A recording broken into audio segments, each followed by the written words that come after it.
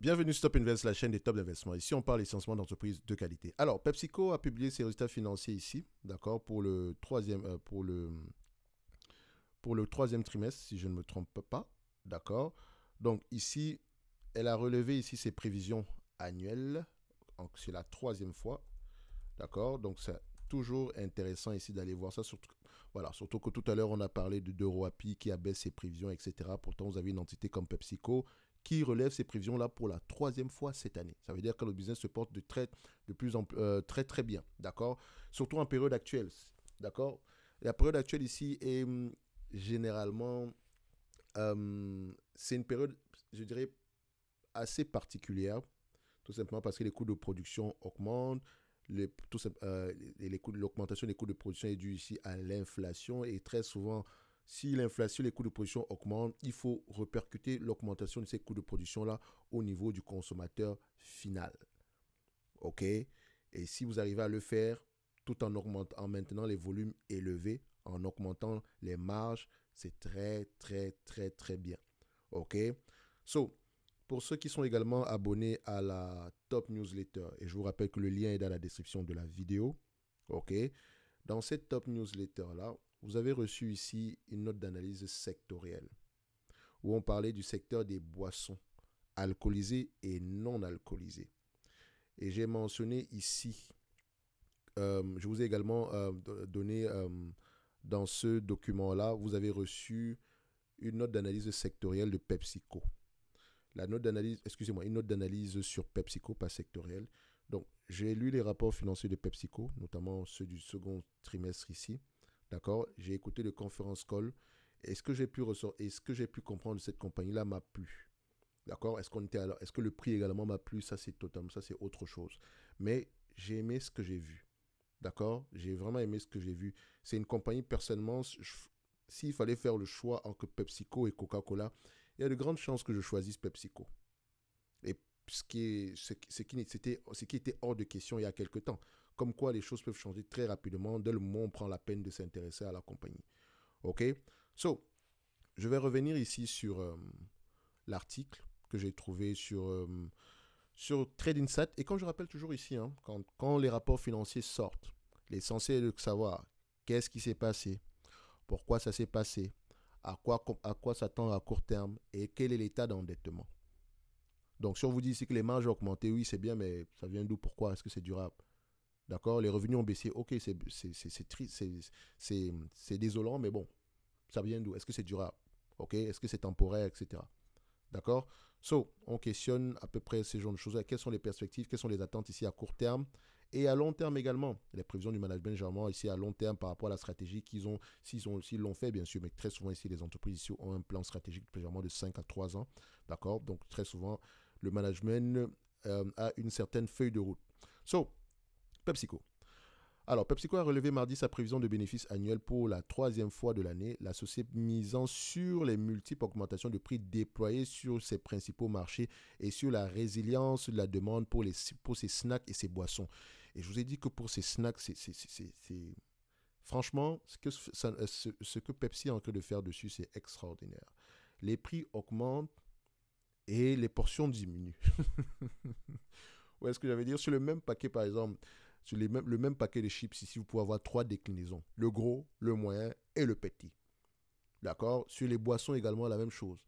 Le 1 litre et demi, 500 millilitres, et vous avez également des portions à, je pense, 250 à 125 millilitres. Donc, il y en a pour tous les prix. Je dis bien tous les prix. Et ça, c'est une bonne chose pour Pepsi. D'accord. So, PepsiCo vise désormais un bénéfice par action de 7,54 dollars ou bien, pour l'exercice 2023 contre une prévision antérieure de 7,47 dollars. La prévision de la croissance organique du chiffre d'affaires reste à peu près de 10%. Dans le titre, PepsiCo prenait 2% ici donc avant l'ouverture. Donc PepsiCo et son rival Coca-Cola ont été protégés des effets de l'inflation grâce à leur quasi-monopole sur le marché mondial des boissons gazeuses et la tendance des consommateurs à opter pour des produits considérés comme du luxe abordable lorsqu'ils surveillent leurs dépenses. Également, la tendance au niveau des goûts également change. Hein. Je vous ai dit, par exemple, la compagnie qu'on appelle Celsius Holding. Je ne sais pas si vous avez déjà entendu parler de cette compagnie-là. C'est très lié à Pepsi. Donc, Celsius Holding, ici, c'est à peu près des boissons pour sportifs santé, on va le dire comme ça. Et très souvent, quand on se met sur ce niveau de prix, sur ce niveau de...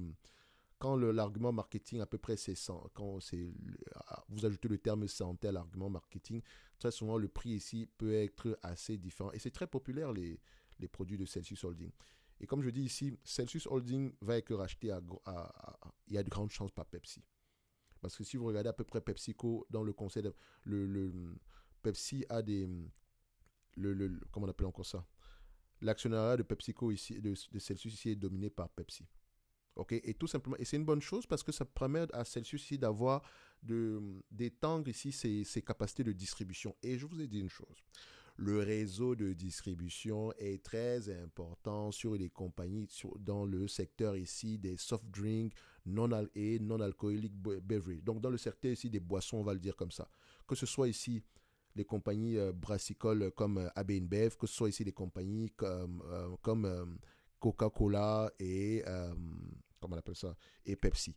Le réseau de distribution est déterminant. Si vous voulez concurrencer ces entreprises-ci, il faut avoir un bon réseau de distribution. Et très souvent ici, c'est la seule chose que vous ne pouvez pas, c'est la seule chose que vous ne pouvez pas bâtir du jour au lendemain. Ça prend du temps et ça prend des dizaines de milliards de dollars. Si on vous demande ici de copier, de faire à peu près la même chose que Pepsi au niveau du réseau de distribution uniquement, vous allez avoir du mal. Si on vous donne 1 milliard ici aujourd'hui, on vous demande de faire la même chose, ça va être compliqué pour vous. D'accord? C'est la raison pour laquelle parfois vous allez voir que les entreprises ici émergentes, d'accord? Donc les produits ici, qu'on appelle les boissons fonctionnelles. Ok, ces entreprises-là, en fait, donc quand on dit les boissons fonctionnelles ici, vous allez voir des entreprises comme Vita Coco, c'est pas extraordinaire Vita Coco ici, mais voilà, c'est un style de boisson qu'on n'avait pas l'habitude de voir ici, un peu comme les boissons à base ici, c'est à peu près, c'est de l'eau de coco ici qu'on vend. D'accord, avec toujours l'argument santé derrière, etc. Donc c'est la même chose ici que Celsius. Donc derrière ceci, vous allez vous rendre compte que ces entreprises-là, en termes de goût, c'est au goût du jour, on va le dire comme ça. Les consommateurs sont friands de ce type de produit-là, mais il faut qu'ils arrivent à trouver ce type de produit dans la plupart des magasins. Or, pour pouvoir ici augmenter les volumes, pour pouvoir ici vendre en masse, il faut à peu près avoir les capacités ici d'être présent dans tous les étalages. Et ce n'est pas comme ça que ça se passe dans les magasins de vente au détail. Vous allez arriver et dire, OK, voilà mon produit, est-ce que vous pouvez le mettre ici en avant de la caisse? Non. Est-ce que vous êtes Coca? Non. Est-ce que vous êtes Pepsi? Non. Très souvent, les places se vendent très très cher. Et quand on dit très très cher, il faut, voilà, pour souvent être bien positionné dans les magasins ici, il faut souvent proposer un discount spécial, par exemple, au magasin en question. Là, ils ont un intérêt derrière. Ils veulent que les volumes augmentent, donc on va vous donner les meilleures places. C'est comme ça. Mais est-ce qu'un magasin peut réellement se passer des produits Coca-Cola ou Pepsi? Non. D'accord, il y a de grandes chances que non. Parce qu'il y a une certaine clientèle qui arrivera et dit comme, ah, vous n'avez pas de Coca ici, c'est pas normal, je passe ailleurs. Et dans Coca, il n'y a pas que le Coca-Cola. Hein. Vous avez du Fanta, vous avez du Sprite. Dans Pepsi, c'est également la même chose. Vous avez plusieurs déclinaisons ici. Chacun a sa marque ici, chacun a sa boisson énergisante ici. Il me semble que Pepsi, j'oublie même le nom, mais je pense que Coca-Cola, ça doit être Gatorade ou un truc comme ça, ou c'est Pepsi entre les deux. Bref, ce sont des entreprises qui ont plusieurs marques. Ok, donc on a généralement un pricing power ici parce qu'on épouse à peu près le goût des consommateurs. So, vous allez voir ici que l'air ici est aux boissons fonctionnelles. Et c'est une bonne chose également parce que dernièrement, je regardais, même pas, je lisais un article et ça m'a semblé assez intriguant. Excusez-moi de dévier comme ça, mais vous me connaissez, vous savez que si on doit juste parler de chiffres ici, j'accorde généralement 50% ici d'importance aux chiffres. Donc le qualitatif est également aussi important que les chiffres. Donc, si on doit ici, et c'était très intriguant pour moi, c'est bizarre. Alors, de quoi je vais parler? Vous voyez le produit de perte de poids là, de Novo Nordisk et comment on appelle ça, et Eli Lilly, la fameuse pilule magique là. Vous allez vous rendre compte que cette pilule là, il y a des études qui sont en train de montrer, enfin, qui prouvent aujourd'hui, je dirais pas prouver, mais il y a des études ici qui donnent des informations, qui nous montrent que les habitudes de consommation des personnes qui utilisent ces pilules-là, ces habitudes de consommation sont en train de changer. et je pense que j'ai dû partager ça sur mon Twitter.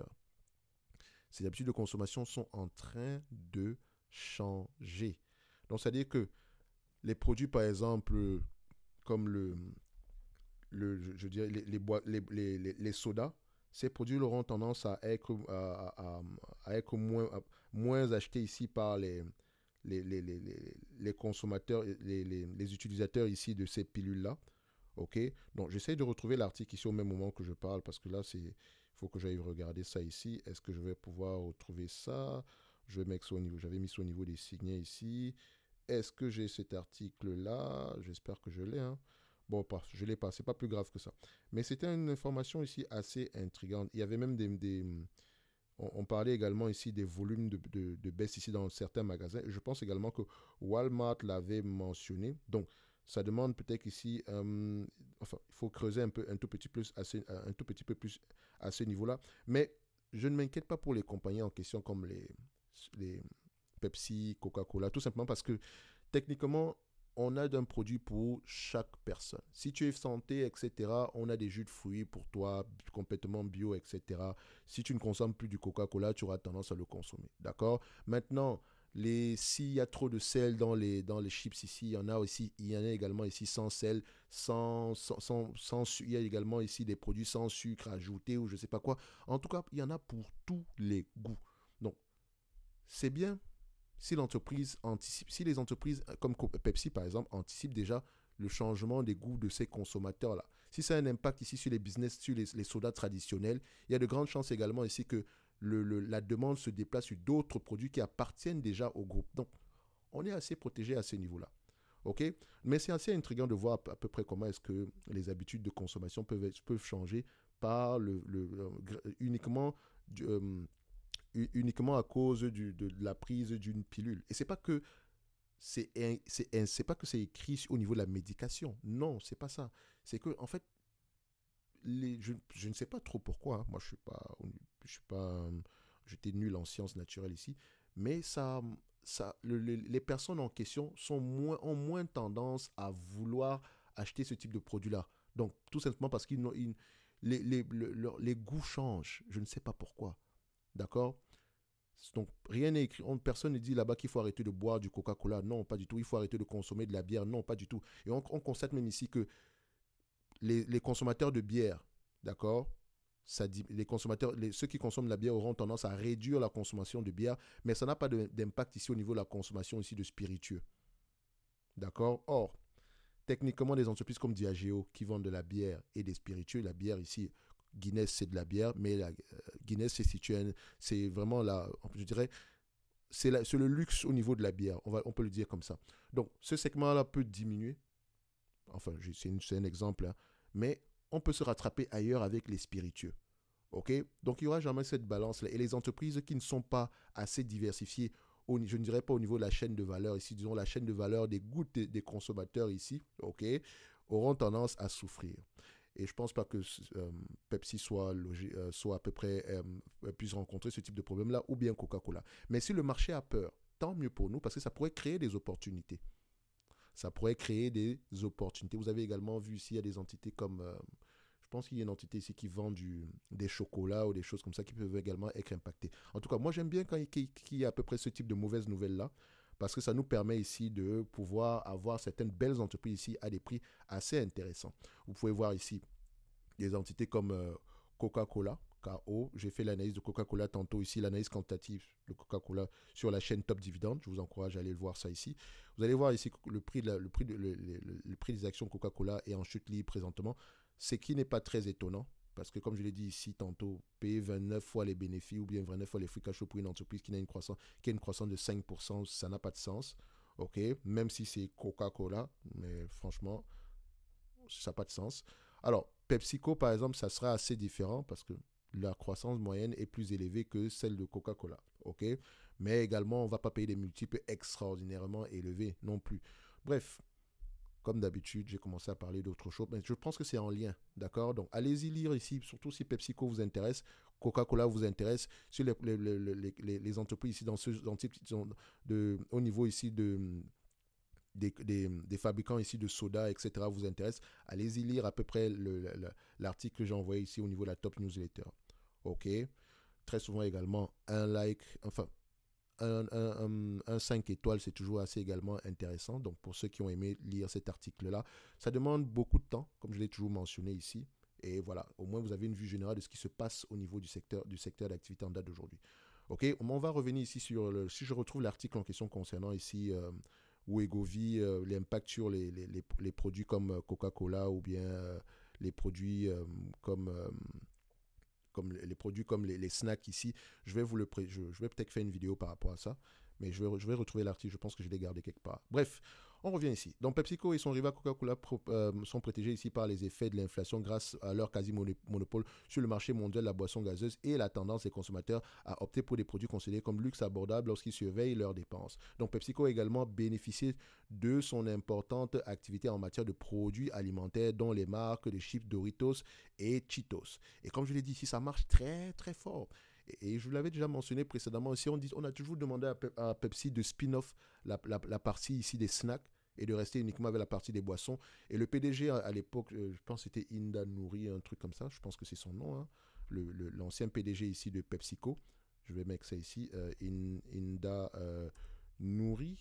Attendez, je pense que c'est ça, je vais trouver. Est-ce que c'est ça? Pepsi, attendez. PepsiCo CEO, j'espère. Hein. Ah, Indra Nui. Oh, Nui, je pense que c'est comme ça que ça se dit. C'est ça. C'est elle là. D'accord.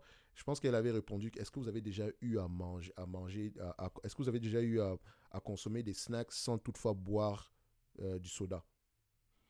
Et c'est difficile, j'avoue. Je ne m'étais jamais posé la question, mais voilà, si je vais bouffer des chips ici, il y a de grandes chances qu'il y ait à peu près une boisson gazeuse à côté ou bien un jus de fruits à côté. En tout cas, vous aurez soif. Ça, c'est sûr. OK? Et si vous avez soif, vous allez boire quelque chose. Et il y a de fortes chances que ce soit du coca ou bien, et quand je dis coca, que ça provienne ici de la compagnie Coca-Cola ou bien que ça provienne ici de la compagnie PepsiCo. OK? Et je ne parle, et comme je dis ici, ces entités-là ont plusieurs marques. So, j'ai dit, ah mais les deux business sont complémentaires ici, malheureusement. OK? Et au niveau des snacks, ici, les marges sont élevées. Maintenant, vous allez avoir des snacks ici. On vous vend à peu près le produit, le paquet, en fait. Le prix est le grand paquet. Le prix est peut-être le même, mais le nombre de grammes a diminué. Ils appellent ça la shrinkflation. D'accord? Vous payez, par exemple, le même prix. D'accord? Mais pour moins de quantité. Ou bien vous payez un prix plus élevé pour une quantité moins élevée, mais pourtant le packaging est le même. Donc, vous n'allez même pas souvent avoir tendance à aller regarder. Ouais, mais c'est combien de grammes ici? Vous savez que c'est le grand paquet que je cherche. Ah, le marketing de ces entreprises-là est terrible. Enfin, terrible dans le sens, je dis que c'est ingénieux, en tout cas. Bref, PepsiCo a également bénéficié de l'importance de l'activité ici, dont Cheetos, etc. Donc, les prix moyens des produits dans l'entreprise ont augmenté de 11% au troisième trimestre qui s'achève le 9 septembre, tandis que le volume organique a baissé de 2,5%. L'augmentation moyenne des prix était de 16% au cours du premier trimestre de l'année. Donc, les volumes moyens ont baissé. D'accord? Ça peut être inquiétant. Mais vous voyez ici que les volumes baissent plus rapidement que le prix. Donc, on a peut-être encore ici des marges d'augmentation ici. Mais dès le moment où on fera peut-être une 11% de hausse avec je prends un exemple, 11% de hausse avec quelque chose comme, disons, 5% de baisse ou bien 6% de baisse ici, là, il faut commencer à s'inquiéter. Donc, je ne suis pas, ça ne m'inquiète pas de voir que les volumes diminuent. OK, je pense que le trimestre précédent également, c'était à peu près la même chose ici. Donc, on a utilisé notre pricing power. OK, on peut choisir de ne plus augmenter les prix à ce niveau-ci, mais au moins on voit que cette compagnie-là, le chiffre d'affaires ici, l'augmentation du chiffre d'affaires est uniquement dû ici à la hausse des prix. Mais il faut déjà prêter toujours attention ici à la hausse des volumes. Il faut prêter attention ici à la stagnation des volumes. D'accord? Il faut faire attention à ce niveau-là. Bref, sur les rapports financiers, moi je dirais, est-ce qu'on est surpris? Non. D'accord? Le contraire m'aurait plutôt étonné sur PepsiCo en date d'aujourd'hui. OK? Donc, on va essayer de regarder l'évaluation aussi rapidement. Donc, PepsiCo, c'est une compagnie que je paierai à peu près après aux alentours de 20 fois les bénéfices. OK? À 20 fois les bénéfices, on sera à peu près à 114 dollars. 114 dollars ici, moins la dette nette. PepsiCo n'a pas une énorme dette nette ici, donc techniquement, il vaut mieux ne même pas la mentionner parce que, voilà, je dirais que c'est assez à mon goût ici. Donc, c'est 27 dollars ici. On a 27 dollars et voilà. on peut repayer la dette nette ici en 2 ans et demi. OK, 2 ans et demi ici. Donc, si on prend le 114 ici, moi, la dette nette ici à 27, d'accord? On est à peu près aux alentours de 47 dollars, 147 dollars. Par rapport au prix actuel, c'est pas... Voilà, je dirais que l'entreprise est correctement évaluée ici en date d'aujourd'hui. D'accord? C'est correctement évalué. Donc, même si j'ai aimé lire sur PepsiCo, même si c'est une entreprise que j'apprécie, même si je pense que le prix actuel, l'entreprise est correctement évaluée ici, ça ne m'intéresse juste pas. Personnellement, je dis, je veux un meilleur prix que ça. On m'a vendu du PepsiCo à une époque à 15 fois les bénéfices. Pourquoi est-ce que je paierais cette compagnie-ci en date d'aujourd'hui à, je sais pas moi, 22 fois les bénéfices? Le dividende, etc., c'est bien, mais voilà, mon rendement potentiel est de 4,54%. Et si j'ajoute encore si j'ajoute encore les marges, les bénéfices nets attendus en 2025 ici par rapport au prix actuel à 161 dollars, d'accord, on sera à peu près un rendement de 5,4%. Ce qui ne m'intéresse pas, je cherche du 8%. Pour acheter cette compagnie au prix actuel, il faut vraiment que je puisse avoir une croissance aux alentours ici. Voilà, 10% en moyenne garantie pour les années à venir. D'accord? Mais ça ne sera que du 8%. Je voudrais même avoir plus que 10% par là. Donc, il faut faire attention. Dans tous les cas de figure, ceci n'est que mon avis. D'accord? Donc, je dirais ici que nous avons une entreprise ici qui est correctement évaluée sans plus. Mais qui peut être intéressant pour les gens qui sont à la recherche de rendement. Hein. OK? Si le 3% vous intéresse ici, il y a de grandes chances qu'on continue à augmenter ce dividende-là, etc. dans le temps. Par rapport ici, voilà, si on prend ici l'estimation de dividende d'ici 2025 sur le prix actuel, OK, à 161 dollars, donc on peut attendre à peu près un 3,46%. Actuellement, vous êtes à 3,14%. Et il faut également voir ici le rachat d'actions, etc. D'accord? Donc, bref, PepsiCo, c'est une entreprise que j'aime bien, que je continue à observer. Franchement, c'était très intéressant à lire comme rapport financier. Je vous encourage d'ailleurs à le faire. La note d'analyse est disponible ici gratuitement dans la top newsletter. Et je vous encourage vivement à vous abonner à la top newsletter. Pour ceux qui sont abonnés à la top newsletter, 5 étoiles s'il vous plaît. Depuis que j'ai demandé mon 5 étoiles, j'ai juste vu 2 personnes. D'accord? Donc, ça vous prend 2 secondes. Quoi? 2 secondes, les amis. C'est tout ce qu'on vous demande et rien d'autre. D'accord? Et rien d'autre. OK? So, 5 étoiles, point barre. OK? So, on va se donner rendez-vous sur la prochaine vidéo. Et d'ici là, portez-vous bien. Prêtez attention ici à tout ce qui se passe avec Ozempic, etc. C'est assez intriguant à regarder, d'accord? Donc, ça m'a fait sourire un tout petit peu. Donc, ça vous force à peu près, ça peut avoir un impact ici à court terme, surtout si le marché est pris de panique. À court terme, sur des entités comme PepsiCo, Coca-Cola, AB InBev, Constellation Brands, etc. D'accord? Mais ça ne veut pas dire que c'est clairement quelque chose de durable ici. Okay? Quand je dis quelque chose de durable, les entreprises en question auront tendance ici à, à trouver des alternatives par rapport au nouveau goût des consommateurs. D'accord? Bref, ceci n'est que mon point de vue et non un conseil d'investissement. Un like, un abonnement, un commentaire, ça fait toujours plaisir. En lien dans la description de la vidéo ici, vous avez ici le service Top Note d'analyse sur lequel vous avez 50% de discount, sur lequel également vous recevez 2 notes d'analyse par mois. Ma watchlist d'entreprise qui me semble intéressante en date d'aujourd'hui, même si je n'ai pas encore fait une note d'analyse dessus, ainsi que les notes de suivi des entreprises précédentes. Vous avez également ici un discount sur les deux formations qu'on a présentement disponibles, à savoir comment lire les rapports financiers et comment analyser une banque. Ok, vous avez tout ça ici sur la Top Note d'analyse. Elle est très différente, c'est différent ici du service Top Premium, tout simplement parce que la seule chose que vous n'aurez pas au niveau du service Top Premium avec ce service-là, c'est les demandes d'analyse quantitative. Ok, donc vous avez uniquement les notes d'analyse chaque mois ici et ça s'arrête là. Ok, vous avez également le lien vers le Discord, etc. Bref, on se donne rendez-vous sur la prochaine vidéo et d'ici là, portez-vous bien. Merci.